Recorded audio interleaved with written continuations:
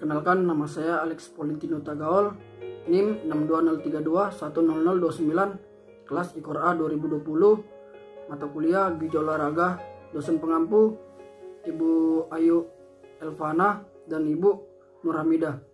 Berikut saya akan menjelaskan tentang materi karbohidrat, jenis-jenis karbohidrat dan pembagian karbohidrat.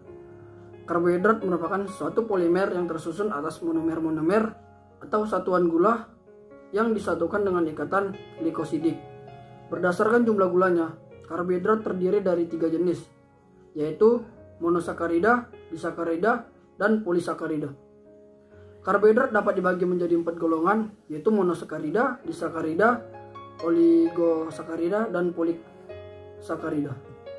Sumber karbohidrat yaitu sereal, tepung, dan roti. Roti tawar, nasi putih, tepung gandum, jagung, sagu, terigu, kanji pasta, beras merah.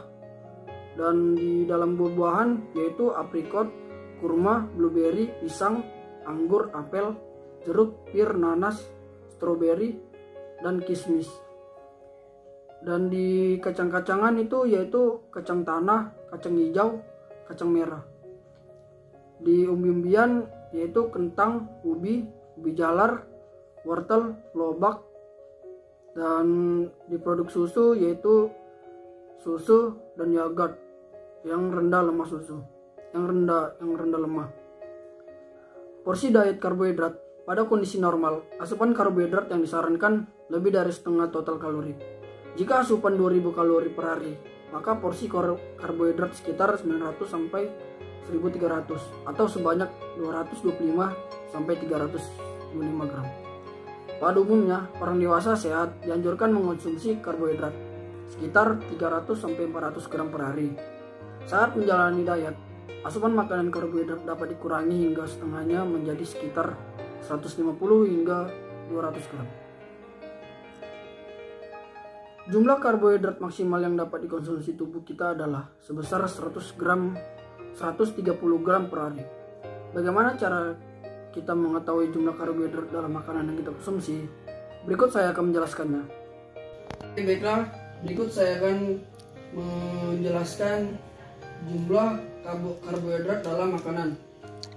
Jenis makanan: nasi putih, ukurannya itu 1 piring. Serat di dalam nasi putih yaitu 0,7 gram. Jumlah kalorinya itu 204. Total karbohidrat 44,8 gram.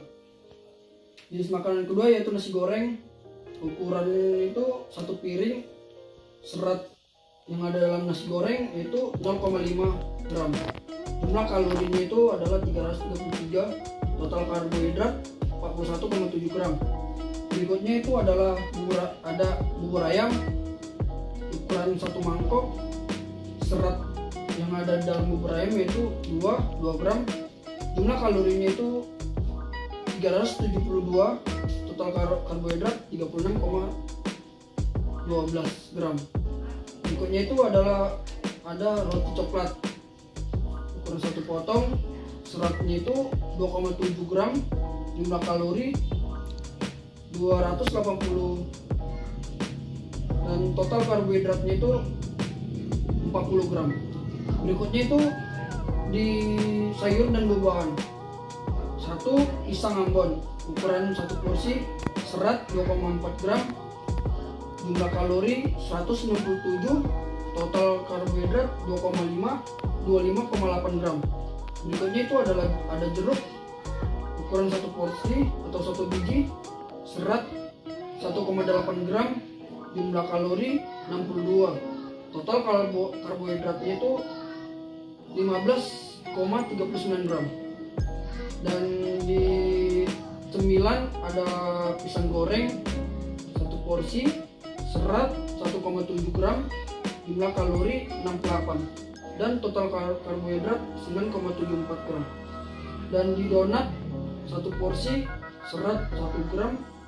Jumlah kalori 133 dan total karbohidrat 13,44 gram. Dan di donat 1 ukuran 1 porsi. Serat 1,6 gram. jumlah kalori 26, total karbohidrat 4,34 gram. Dan berikutnya itu kacang tanah, ukuran 1 porsi, serat 6,2 gram, jumlah kalori 567, total karbohidrat 16,13%. Demikian penjelasan dari jumlah karbohidrat dalam makanan. Baiklah, berikut saya akan memberikan 3 contoh produk beserta gizinya. Satu yaitu susu Freshen Flake. Menurut informasi nilai gizi dari susu Freshen Flake, energi total 110 kilokalori, energi dari lemak 25 kilokalori. Dan di susu Freshen Flake ini terdapat karbohidrat total sekitar 16 gram dan persen AKG-nya sekitar 5%. Baiklah, berikut saya akan memberikan contoh produk mentega Blue Band. Informasi nilai gizi dari mentega Blue Band ini, energi total 90 kilokalori, energi dari lemak 90 kilokalori, dan di sini terdapat karbohidrat total sekitar 0 gram dan persen AKG-nya itu 0%. Dan berikutnya itu ada susu SGM umur 1 tahun. Di sini terdapat informasi nilai gizinya itu, energi totalnya itu 150 kilokalori dan protein 5 gram, dan di sini terdapat karbohidrat total sekitar 23 gram. Demikian dari 3 contoh produk dan gizi-gizinya. Berikut saya akan menjelaskan kebutuhan karbohidrat pada seorang atlet, dan saya akan menggunakan contoh atlet binaragawan. Seorang atlet harus mengkonsumsi karbohidrat 60-70% total energi. Karbohidrat dalam makanan sebagian besar dalam bentuk karbohidrat kompleks, sedangkan karbohidrat sederhana hanya sebagian kecil saja atau kurang dari 10%. Dan dari contoh atlet yang saya ambil, jenis makanan antara binaragawan secara umum hampir sama. Untuk 1 bulan sebelum pertandingan, para atlet binaraga mengkonsumsi makanan yang beragam. Salah satunya yaitu karbohidrat. Nah, karbohidrat pun punya fungsi-fungsi utama bagi tubuh kita. Apa saja ya fungsinya? Yuk mari kita bahas satu persatu. 1. Sebagai sumber energi bagi tubuh manusia. Secara teori, 1 gram karbohidrat dapat menghasilkan 4 kalori.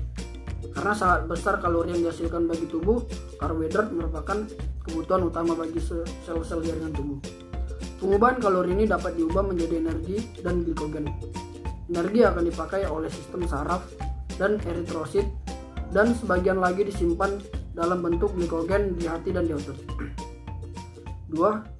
Sebagai detoksifikasi zat-zat toksik, dan di dalam hepar, detoksifikasi merupakan lintasan metabolisme yang terjadi pada tubuh sehingga bisa mengurangi racun atau toksis dalam tubuh manusia dengan sistem penyerapan, distribusi, biotransformasi, dan hasil. 3. Sebagai sumber penyerapan kalsium. 4. Mencegah terjadinya ketosis dan pemecahan protein yang berlebihan. Ketosis adalah kondisi hepar yang memproduksi keton sebagai energi untuk seluruh tubuh. Senyawa keton adalah cadangan bahan bakar energi. Ketosis terjadinya apabila tubuh tidak memiliki persediaan karbohidrat yang cukup untuk dibakar. Maka gantinya tubuh akan membakar cadangan lemak sebagai pengganti karbohidrat. Ketosis biasanya digunakan orang yang sedang diet. Namun apabila diet yang berlebihan dapat menimbulkan penyakit anoreksia. 5. Sebagai bahan yang berguna untuk pencernaan dan memperlancar defekasi. Defekasi merupakan proses pengeluaran zat sisa atau pengosongan usus dan mengeluarkan feses atau sering dikenal dengan proses buang air besar atau BAB. Sebagaimana kita ketahui bahwa ada jenis-jenis karbohidrat yang mengandung serat yang baik untuk tubuh. Contohnya buah-buahan dan sayur-sayuran, yaitu pepaya. Pepaya sangat baik untuk membantu proses pencernaan dalam usus besar sampai anus. Yang terakhir yaitu efek negatif dan positif dari karbohidrat adalah: satu, efek positifnya, karbohidrat dapat digunakan sebagai sumber energi, dan efek negatifnya, karbohidrat yang berlebihan akan disimpan oleh tubuh dalam bentuk lemak dan dapat mengganggu organ yang ada di dalam tubuh. Jika jumlahnya terlalu berlebihan, akan mengakibatkan obesitas. Sekian dari saya, terima kasih.